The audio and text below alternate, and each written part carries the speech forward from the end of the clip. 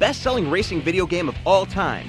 What will it be like when it runs on the PlayStation 2, a console 10 times more powerful than anyone out there now?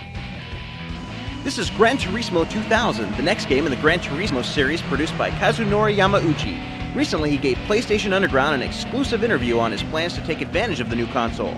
Although early in development, he hinted at a whole new level of video gaming. This time out, we hope to change the way people enjoy racing games. There'll be something new in the entertainment experience and how users are part of the game. I'd like to say more, but the exact details are still being set.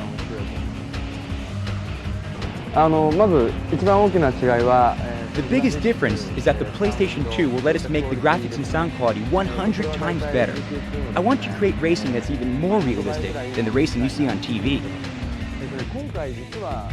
For the first time, we can have open cars so you can see the driver. Perhaps you'll be able to choose your own helmet and racing suit.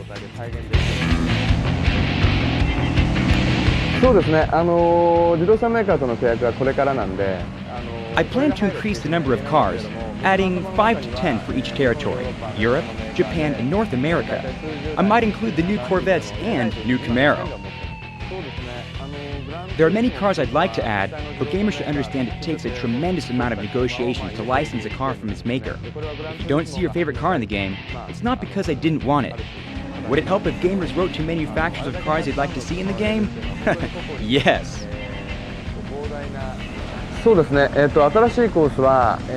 Along with the new cars, I would like to add maybe 5 to 10 new courses, including dirt tracks and the drag racing mode.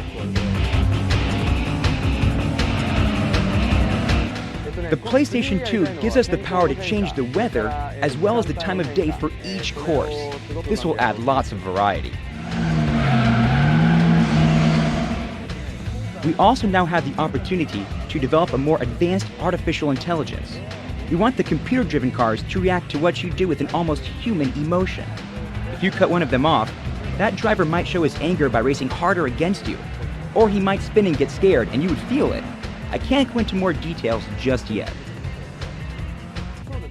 Another new factor is the PlayStation 2's new Dualshock 2 analog controller. It registers 256 levels of pressure sensitivity. We're experimenting with this and hope to use it for a more subtle control of braking. In GT1, we needed to have anti-lock braking. That's not as realistic as what we can now achieve.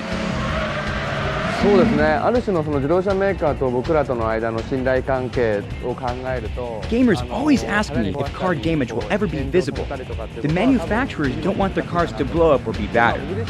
I feel the same way, so that will not change.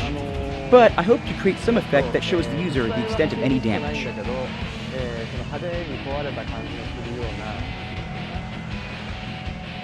Plans have been announced for PlayStation 2 to be supported by a broadband network in 2001.